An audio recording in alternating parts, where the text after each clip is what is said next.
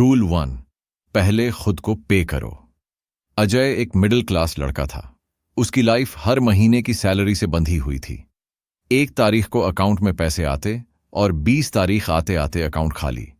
EMI, bills, जरूरी खर्चे, दोस्तों के साथ आउटिंग, कभी फैमिली की डिमांड, और महीने के अंत में हमेशा वही सवाल, इतनी मेहनत कहाँ जा रही है। अजय के सपने बहुत बड़े थे। वो सोचता था, एक दिन मैं भी बड़ी गाड़ी लूंगा, अपना घर होगा और पेरेंट्स को आराम की जिंदगी दूंगा।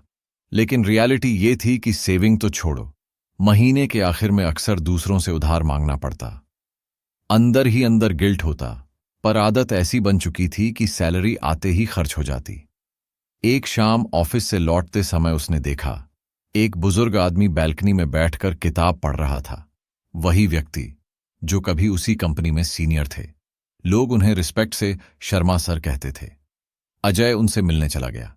थोड़ी बातें हुई और धीरे धीरे उसने अपना दिल खोल दिया। सर, मैं मेहनत तो करता हूं, पर पैसे बचते ही नहीं। लगता है जैसे मैं कभी अमीर नहीं बन पाऊंगा। शर्मा सर हंसकर बोले, बेटा, अमीर बनने का पहला रूल बहुत सिंपल है, लेकिन 99% लोग इसे फॉलो नहीं करते। रूल ये है, खर्च से पहले खुद को पे करो। अजय चौंक गया। मतलब?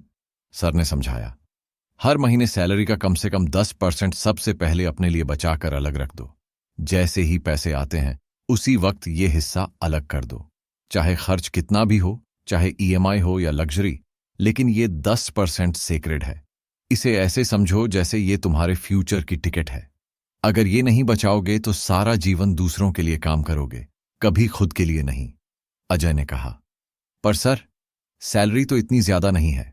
अगर पहले ही 10% निकाल दूं तो बाकी खर्च कैसे चलेंगे? शर्मा सर मुस्कुराए और बोले, यही तो असली सीक्रेट है। अगर तुम सेविंग को खर्च के बाद करोगे तो कभी नहीं कर पाओगे, लेकिन अगर सेविंग पहले करोगे तो दिमाग खुद एडजस्ट करेगा और बाकी पैसों से गुजारा करना सीख जाएगा।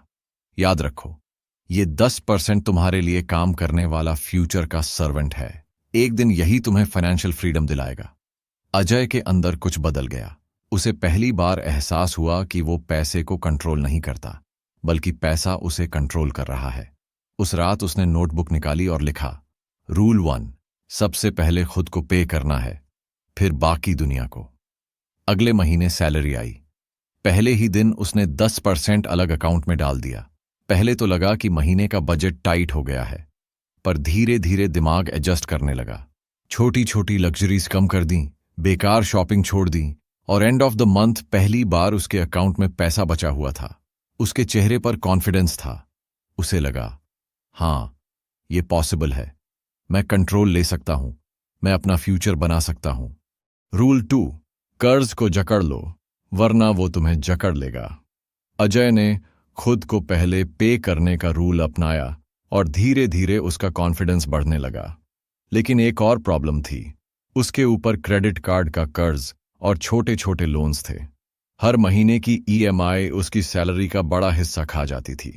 एक दिन ऑफिस के बाद वह फिर शर्मा सर से मिलने गया। इस बार उसके चेहरे पर थोड़ा बोझ था। उसने कहा, सर, मैंने सेविंग शुरू कर दी है, पर हर महीने ईएमआई और कर्ज मुझे दबा रहे हैं। लगता है जैसे मैं कभी फ्री नहीं हो पाऊंगा। शर्मा सर ने गहरी सांस ली और कहा, अजय, याद रखो, कर्ज गुलामी है। तुम सोचते हो कि तुम पैसे कमा रहे हो, पर असल में तुम सिर्फ ईएमआई चुकाने के लिए जी रहे हो। अमीर बनने का दूसरा रूल है, कर्ज को जितनी जल्दी हो सके खत्म करो। अजय ने सिर झुकाकर कहा, पर सर, ईएमआई इतनी बड़ी है कि कभी कभी लगता है ये जिंदगी भर चलेगी। शर्मा सर ने मुस्कुराकर कहा, कर्ज को खत्म करने की एक स्ट्रैटेजी होती है। उसे कहते हैं डेट स्नोबॉल मेथड। पहले सबसे छोटे लोन को खत्म करो। जब वो खत्म हो जाए तो उसकी ईएमआई वाले पैसे को अगले लोन में जोड़ दो। इस तरह धीरे धीरे कर्ज की जंजीर टूटने लगती है। ये आसान नहीं है, सैक्रिफाइस करना पड़ेगा। लेकिन जब पहला लोन खत्म होगा तो जो राहत मिलेगी वही तुम्हें मोटिवेट करेगी अगले लोन को खत्म करने के लिए। अजय को याद आया कि उसके पास 3 कर्ज थे, एक पर्सनल लोन, एक क्रेडिट कार्ड का बैलेंस और बाइक की ईएमआई। उसने तय किया कि पहले क्रेडिट कार्ड का छोटा कर्ज खत्म करेगा। उसने एक्स्ट्रा शिफ्ट्स लीं, कुछ लग्जरी खर्च काट दिए और कुछ भी करके वो कार्ड क्लियर कर दिया। जब पेमेंट कंप्लीट हुई तो उसे अंदर से लगा जैसे उसकी सांसें खुल गई हों। उसने खुद से कहा, मैं गुलाम नहीं हूं, मैं कंट्रोल ले रहा हूं। उसके अंदर का डर कम होने लगा। ईएमआई कम हुई तो उसका कॉन्फिडेंस और बढ़ा। वो समझ गया कि जब तक कर्ज है तब तक वेल्थ नहीं बन सकती। कर्ज उसकी इनकम खा जाएगा और सेविंग्स कभी बड़ी नहीं होंगी। शर्मा सर ने आखिर में एक बात कही, अजय, पैसा कमाना स्किल है, लेकिन पैसा संभालना डिसिप्लिन है। डिसिप्लिन के बिना तुम जितना भी कमा लो सब कर्ज खा जाएगा। याद रखो, पहले कर्ज खत्म करो, फिर इन्वेस्टमेंट्स शुरू करो, तभी तुम्हारी वेल्थ मल्टीप्लाई होगी। उस रात अजय घर आया और अपनी डायरी में दूसरा रूल लिखा। रूल 2, कर्ज को खत्म करो वरना कर्ज तुम्हें खत्म कर देगा। रूल 3, इन्वेस्ट करना शुरू करो चाहे छोटी रकम से ही क्यों ना हो। अजय अब थोड़ी राहत महसूस कर रहा था। कर्ज का बोझ धीरे धीरे कम हो रहा था और उसकी सेविंग की हैबिट भी मजबूत हो रही थी। लेकिन एक सवाल अब भी उसे परेशान करता था। एक शाम ऑफिस से लौटते समय उसने शर्मा सर से कहा, सर, मैं अब सेविंग कर पा रहा हूं, कर्ज भी कम हो रहा है, लेकिन सच बताऊं, मुझे समझ नहीं आता कि इस पैसे का क्या करूं। बैंक में पड़ा रहे तो इंटरेस्ट बहुत कम है। मुझे डर लगता है कि कहीं गलत जगह इन्वेस्ट करके सब गंवा न दूं। शर्मा सर ने मुस्कुराकर कहा, अजय, यही तो तीसरा रूल है। पैसा सिर्फ बचाने के लिए मत रखो, उसे काम पर लगाओ। अजय थोड़ा चौंका। मतलब? शर्मा सर बोले, मतलब ये कि जो पैसा तुम बचा रहे हो वो अगर सिर्फ बैंक में पड़ा रहेगा तो इन्फ्लेशन धीरे धीरे उसकी वैल्यू खा जाएगी। मान लो आज 100 रुपये से तुम्हें 10 चीजें मिलती हैं, 10 साल बाद उसी 100 रुपये से सिर्फ 6 चीजें मिलेंगी। अगर तुमने उसे इन्वेस्ट नहीं किया तो असल में तुम गरीब हो जाओगे, चाहे तुम्हारे पास सेविंग कितनी भी क्यों ना हो। अजय गहरी सोच में पड़ गया। शर्मा सर ने आगे कहा, देखो, इन्वेस्टमेंट का मतलब सिर्फ शेयर मार्केट में रिस्क लेना नहीं है। तुम छोटे छोटे स्टेप्स से शुरू कर सकते हो। SIP, systematic investment plan, index funds, PPF, public provident fund या फिर गोल्ड बॉन्ड्स, ये सब सिक्योर तरीके हैं। सबसे जरूरी बात यह है कि तुम्हें पैसा कमाने दो। उन्होंने अपनी घड़ी उतारी और मेज पर रख दी। अजय, ये घड़ी हर सेकंड टिक टिक कर रही है, समय आगे बढ़ रहा है। अगर तुमने इन्वेस्टमेंट शुरू करने में 5 साल भी डिले कर दिया तो तुम्हारा पैसा डबल होने का चांस भी 5 साल पीछे चला जाएगा। जितनी जल्दी स्टार्ट करोगे उतना कंपाउंडिंग का जादू काम करेगा। अजय ने थोड़ी घबराहट के साथ कहा, पर सर, मेरी इनकम ज्यादा नहीं है, 2000-3000 रुपये ही निकाल सकता हूं। शर्मा सर मुस्कुराए और बोले, अजय, कोई भी अमीर एक ही रात में अमीर नहीं बना। अमीर बनने का रास्ता कंपाउंड इंटरेस्ट से जाता है। अगर तुम हर महीने सिर्फ 2000 रुपये इन्वेस्ट करते हो और 12% की एवरेज रिटर्न मिलती है तो 20 साल बाद तुम्हारे पास लगभग 20 लाख रुपये होंगे। और अगर 30 साल तक करते रहे तो ये 60 लाख से भी ज्यादा हो जाएगा। यही कंपाउंडिंग का मैजिक है। उस रात अजय घर लौटा और पहली बार एक एसआईपी शुरू की। बस 2000 रुपये की। रकम छोटी थी लेकिन उसके कॉन्फिडेंस के लिए बहुत बड़ी थी। उसने अपनी डायरी खोली और लिखा, रूल 3, इन्वेस्ट करना शुरू करो, चाहे रकम छोटी ही क्यों ना हो। पैसा तब तक मल्टीप्लाई नहीं होगा जब तक वो तुम्हारे लिए काम नहीं करेगा। उस पल अजय को ऐसा लगा जैसे उसने फ्यूचर के लिए एक बीज बो दिया है और उसे पता था ये बीज एक दिन पेड़ बनेगा। रूल 4, लाइफस्टाइल इन्फ्लेशन से बचो। कर्ज से निकलने और इन्वेस्टमेंट शुरू करने के बाद अजय को जिंदगी थोड़ी आसान लगने लगी थी। लेकिन उसी समय उसके ऑफिस में प्रमोशंस हुए।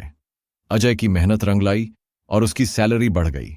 पहली बार अजय ने इतनी बड़ी रकम अपने अकाउंट में देखी। अंदर से खुशी और गर्व दोनों थे, लेकिन साथ ही टेम्पटेशन भी बढ़ने लगा। वो चीजें जो पहले सिर्फ सपनों में थीं, branded watch, bike, latest smartphone और वीकेंड पार्टीज, अब अचानक पॉसिबल लगने लगीं।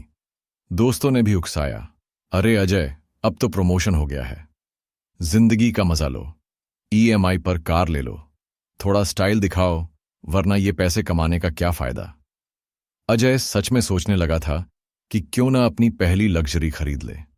लेकिन तभी शर्मा सर ने उसे रोक लिया। उन्होंने गंभीर होकर कहा, अजय, यही चौथा रूल है, लाइफस्टाइल इन्फ्लेशन से बचो। अजय ने पूछा, सर, ये लाइफस्टाइल इन्फ्लेशन क्या होता है?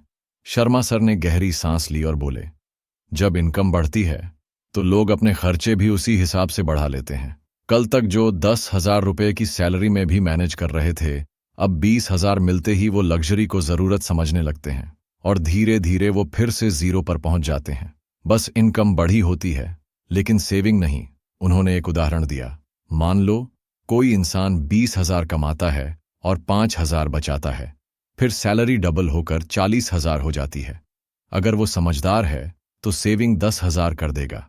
लेकिन ज्यादातर लोग क्या करते हैं, एक्सपेंसेस भी डबल कर देते हैं। नई कार, नया फोन, एक्सपेंसिव हॉलीडेज, और फिर सेविंग्स वहीं की वहीं।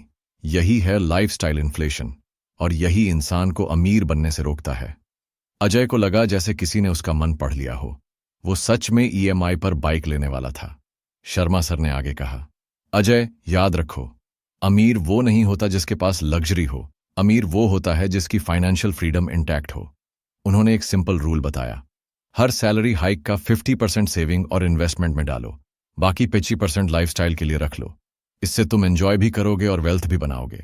उस रात अजय ने फिर से अपनी डायरी खोली और लिखा, रूल 4, इनकम बढ़े तो एक्सपेंसेस मत बढ़ाओ, लाइफस्टाइल इन्फ्लेशन से बचो, तभी वेल्थ बनेगी।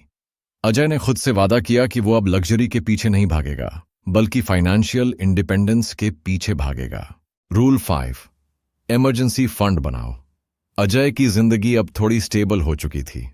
कर्ज से बाहर निकल चुका था, इन्वेस्टमेंट्स शुरू कर चुका था और लाइफस्टाइल इन्फ्लेशन से बच भी रहा था। उसे लग रहा था कि अब सब कुछ स्मूथ है, लेकिन जिंदगी कभी भी बिना वार्निंग के झटका दे सकती है। एक दिन अचानक अजय की मां की तबीयत बिगड़ गई। डॉक्टर ने तुरंत ऑपरेशन करने की सलाह दी। उस वक्त हॉस्पिटल का बिल सुनकर अजय के पैरों तले जमीन खिसक गई।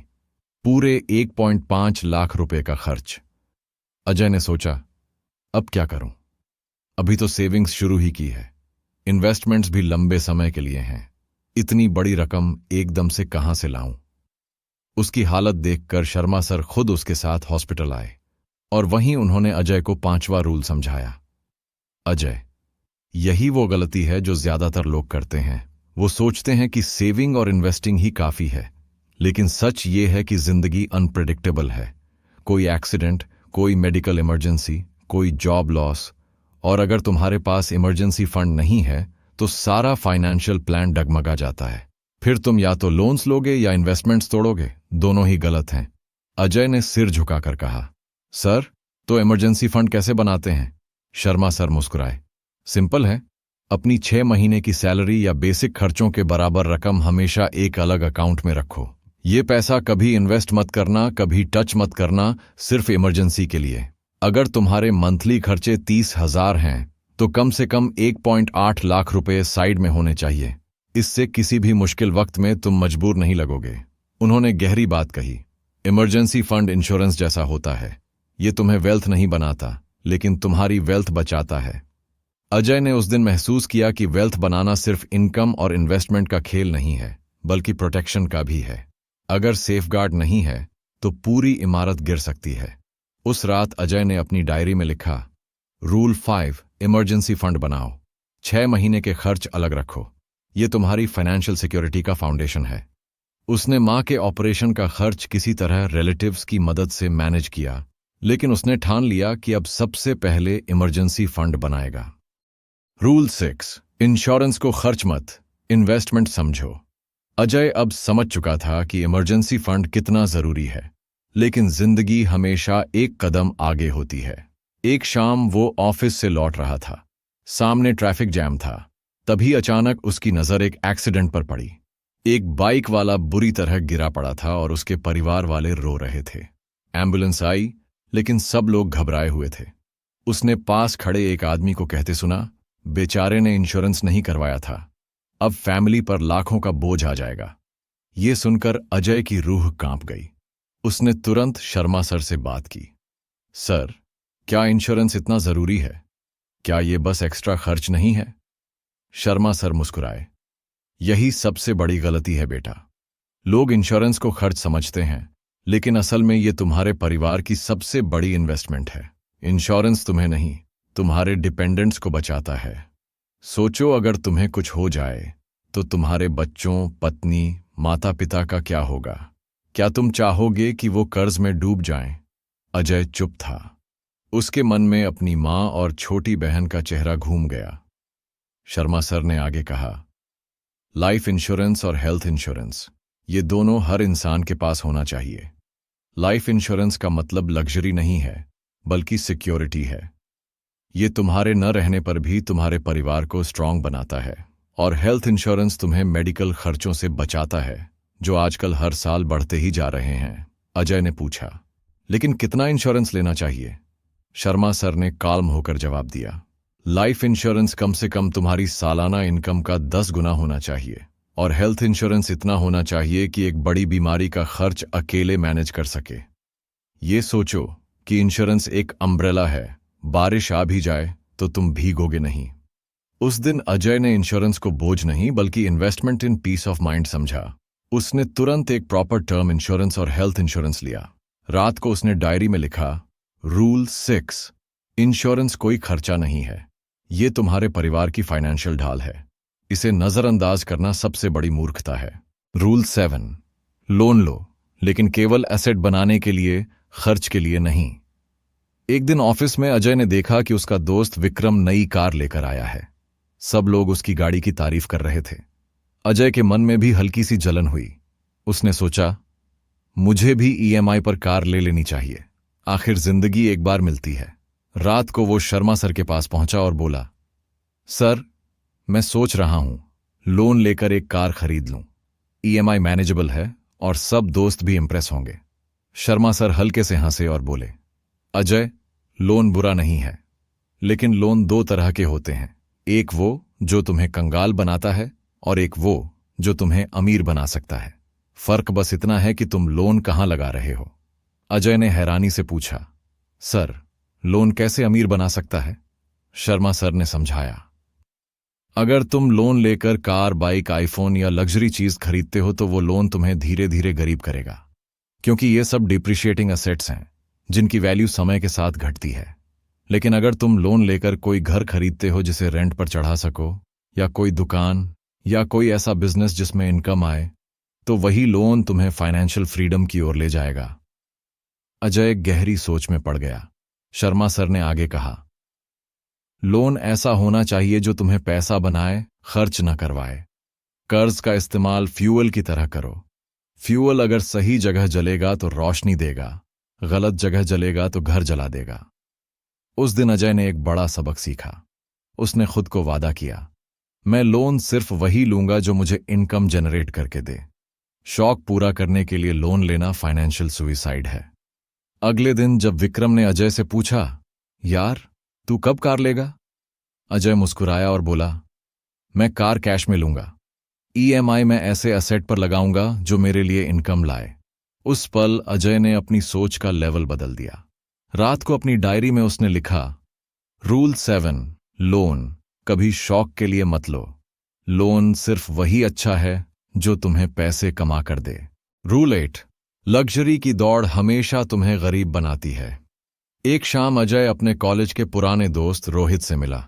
रोहित एक मल्टीनेशनल कंपनी में काम करता था और उसके इंस्टाग्राम पर हर हफ्ते नए ब्रांडेड कपड़े, गैजेट्स और फॉरेन ट्रिप्स की तस्वीरें दिखती थीं।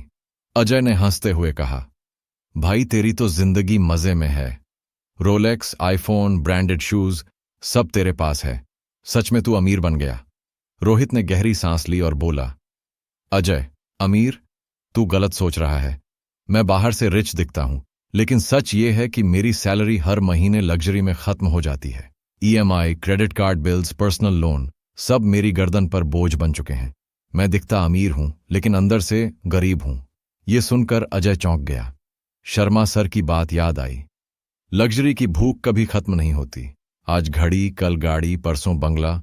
ये दौड़ ऐसी है जिसमें तुम जितना दौड़ोगे उतना कंगाल होते जाओगे। असली अमीरी वो नहीं कि तुम्हारे पास ब्रांडेड चीजें हों। असली अमीरी है कि तुम्हारे पास आजादी हो, किसी के सामने हाथ न फैलाना पड़े।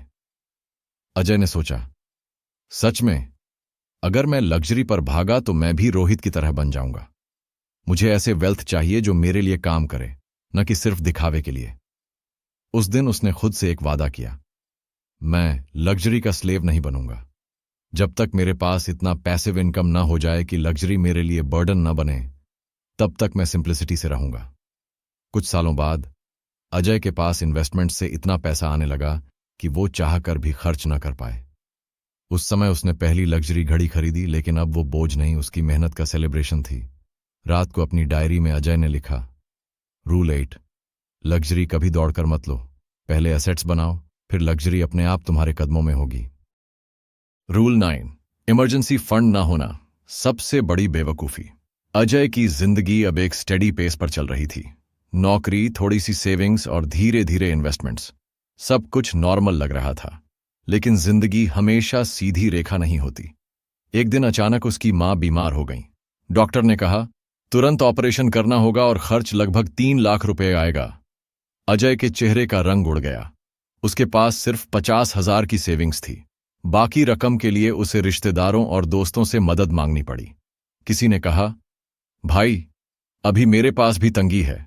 किसी ने साफ मना कर दिया और कुछ ने तो मदद करते हुए ताने भी मार दिए। उस पल अजय को एहसास हुआ, दुनिया में सबसे बड़ी मजबूरी तब होती है जब तुम्हारे पास पैसों की कमी हो और वक्त तुम्हारे हाथ से निकल रहा हो। उसी रात शर्मा सर की बात उसकी यादों में गूंजने लगी। अजय, जिंदगी हमेशा स्मूथ नहीं चलती। कभी अचानक बीमारी, कभी एक्सीडेंट, कभी नौकरी का लॉस। ऐसे वक्त में जो इंसान डूबता है वो गरीब नहीं, बल्कि वो है जिसने इमरजेंसी फंड नहीं बनाया। अजय ने खुद से कहा, अगर मैंने पहले से थोड़ा थोड़ा बचाकर इमरजेंसी फंड बनाया होता तो आज मुझे किसी के सामने हाथ फैलाने की जरूरत नहीं पड़ती। शायद यही सेल्फ रिस्पेक्ट की असली कीमत है। ऑपरेशन किसी तरह दोस्तों और रिलेटिव्स की मदद से हो गया, लेकिन उस ह्यूमिलिएशन ने अजय की आत्मा तक हिला दी। उसने उसी दिन ठान लिया, आज से मेरी इनकम का सबसे पहला हिस्सा इमरजेंसी फंड में जाएगा। चाहे लग्जरी छोड़नी पड़े, आउटिंग्स कैंसिल करनी पड़े, लेकिन मेरा इमरजेंसी फंड हमेशा तैयार रहेगा। कुछ साल बाद जब अजय की नौकरी चली गई थी, तब वही इमरजेंसी फंड उसके लिए ढाल बनकर खड़ा रहा। उस समय उसने खुद से कहा, रूल 9, इमरजेंसी फंड सिर्फ पैसा नहीं, ये तुम्हारी जिंदगी का बीमा है। जो इंसान इसे इग्नोर करता है वो दरअसल अपनी जिंदगी को खतरे में डालता है। अजय की जिंदगी अब पहले जैसी नहीं रही। उसने अपने पैसों को देखना, संभालना और उनका सम्मान करना सीख लिया था। वो वही अजय था जिसने कभी सोचा भी नहीं था कि महीने की सैलरी कब खत्म हो जाती है।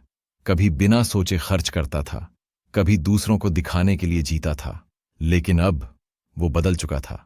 हर हैबिट, हर गलती जिसने पहले उसे गरीब और मजबूर बना रखा था, उसने एक एक करके उन्हें छोड़ दिया। उसने समझ लिया कि कर्ज, डेट इंसान की जंजीर है।